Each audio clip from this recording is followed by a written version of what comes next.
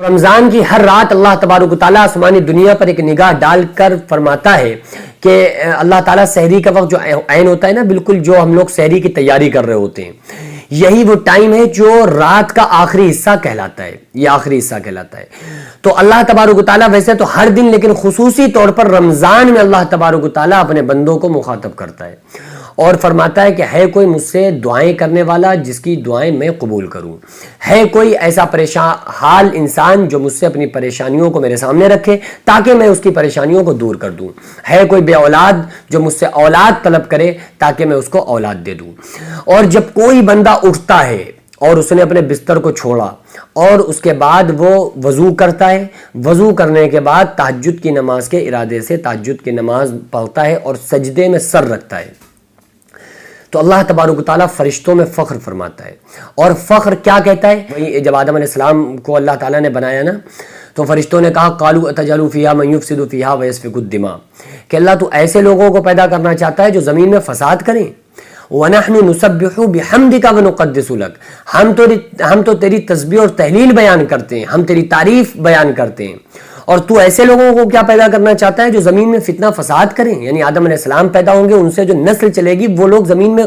قتل و غارتی کریں گے، خون بہائیں گے، کیا ایسے لوگوں کو تو پیدا کرنا چاہتا ہے؟ تو اللہ تعالیٰ نے جواب میں کیا کہا تھا؟ قال انی اعلم ما لا تعلمون، اے فرشتوں بے شک جو میں جانتا ہوں وہ تم نہیں جانتے۔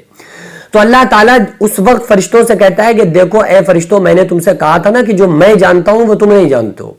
تم تو کہہ رہے تھے زمین میں فتنہ فساد کریں گے، لیکن تم دیکھو یہ میرا بندہ، سارے لوگ جب سو رہے ہیں نا تو یہ بندہ اپنے بستر کو چھوڑ کر میرے سامنے آ کر پڑا ہوا ہے، اور اللہ تعالیٰ بندے کو دیکھ کر مسکراتا ہے، یعنی خوش ہوتا ہے اللہ تعالیٰ۔ اور جب بندہ تہجد میں سجدے میں سر رکھتا ہے تو تہجد میں سر اٹھانے سے پہلے، سجدے سے سر اٹھانے سے پہلے اللہ تعالیٰ فرشتوں سے فرماتا ہے کہ اے فرشتوں تم گواہ ہو جاؤ، میں نے یہ بندہ جو بھی مانگ رہا ہے نا، جو بھی طلب کر رہا ہے، میں نے اس کو عطا فرما دیا۔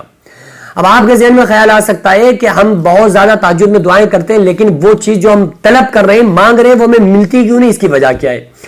دیکھو جب کوئی گناہگار انسان اللہ کے در پہ آتا ہے، چاہے وہ ایک ہفتے میں ایک دن ہے، صرف جمعے کے دن نماز پڑھنے آیا اور اللہ کے سامنے ہاتھوں کو بلند کر کے دعا کرتا ہے، تو اللہ تعالیٰ فرشتوں سے فرماتا ہے کہ اسے دے دو، جلدی دو، میرے در سے ہٹاؤ۔ تو فرشتے کہتے ہیں مولا بہت گناہگار ہے، صرف مطلب کے لیے تیرے در پہ حاضر ہوا ہے، اسے کچھ چاہیے تھا اس لیے وہ لینے کے لیے آیا ہے، دعا مانگنے آیا ہے، باقی اسے نماز اور اسلام اور دین سے کوئی مطلب نہیں ہے، نہ تجھ سے کوئی محبت ہے۔ تو اللہ فرماتا ہے جانتا ہوں، معلوم ہے مجھے، اور مجھے پتا ہے، اسی کے لیے تو اسے دے دو، کیونکہ دوبارہ یہ آئے گا نہیں، دے دو کیونکہ سخی کا در ہے، میرے در سے کوئی واپس نہیں جاتا۔ اللہ تعالیٰ ان کو فرشتوں کے ذریعے سے دلوا دیتا ہے۔ لیکن جب کوئی نمازی، پرہیزگار، متقی، تہجد پڑھنے والا، نفل پڑھنے والا، نماز پڑھنے والا، روزہ رکھنے والا، نیک انسان، مرد عورتیں، جب یہ اللہ کے سامنے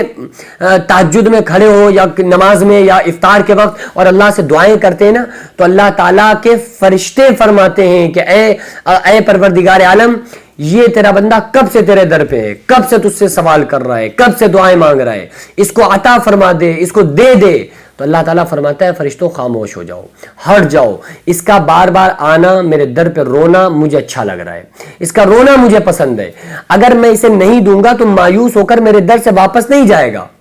اس گناہگار کو اس لیے دیا تھا کہ اسے نہیں دیتا تو مایوس ہو کر چلا جاتا، لیکن یہ میرا مخلص بندہ ہے، یہ کبھی میرے درس کو نہیں چھوڑے گا، اس لیے اس کو بھی دوں گا، لیکن تھوڑا اور رلانے کے بعد۔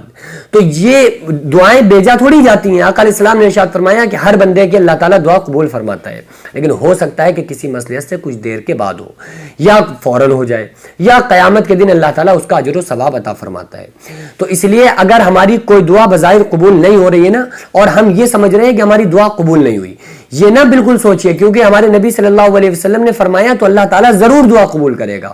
یہ بھی تو ہو سکتا ہے کہ ہم دعا میں کچھ مانگ رہے ہو، وہ چیز ہمیں نہ ملی ہو، لیکن اس دعا کی برکت سے اللہ تعالیٰ نے ہمیں بڑے بڑے حادثات سے بچا لیا ہو، ہمیں تمام مصیبتوں سے بچا لیا ہو، آفات سے بچا لیا ہو، جن کا ہمیں پتہ ہی نہیں تھا۔ تو یہ بھی تو ہو سکتا ہے نا۔ تو اس لیے ہم لوگ دعائیں کرنا بالکل نہ بھولیں، اور رمضان تو مہینہ ہی اللہ کی رحمت اور برکتوں کا، مانگنے کا، اللہ سے سوال کرنے کا، تو اس لیے جب ہم سحری کے لیے اٹھیں نا تو اس وقت کو بالکل بھی مس نہ کریں، جو اللہ تعالیٰ فرشتوں میں بندوں کو دیکھ کر فخر فرماتا ہے، جو بندے عبادت میں مشغول ہوتے ہیں ان کو دیکھ کر اللہ فخر فرماتا ہے۔ تو ہم اس عبادت میں ضرور حصہ لیں۔ اگر ہم 12 رکعت تہجد نہیں پڑھ سکتے ہیں تو 4 رکعت ہی پڑھ لیں، 8 پڑھ لیں، 2 پڑھ لیں، لیکن ضرور پڑھ لیں، تو انشاءاللہ تعالی ہمارا شمار ان نیک لوگوں میں ہو جائے گا، کیونکہ جو تہجد کی نماز ہے نا، یہ صالحین کا طریقہ ہے،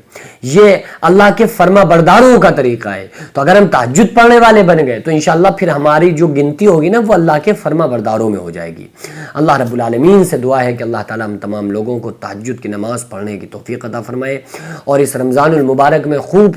تراویح پڑھنے کی، روزے رکھنے کی، عبادت کرنے کی اللہ تعالی توفیق عطا فرمائے۔ ہم تمام لوگوں کے تمام پچھلی سال کے گناہ اور صغیرہ کبیرہ بھول کر اور جو جان بوجھ کر ہم لوگوں نے گناہ کیے ہیں، اللہ رب العالمین کی بارگاہ میں ہم سب دعا گو ہیں کہ اللہ تعالی ہم تمام لوگوں کے تمام گناہوں کو معاف فرمائے، اور اس رمضان میں نیک عمل کرنے کی اللہ تعالی توفیق عطا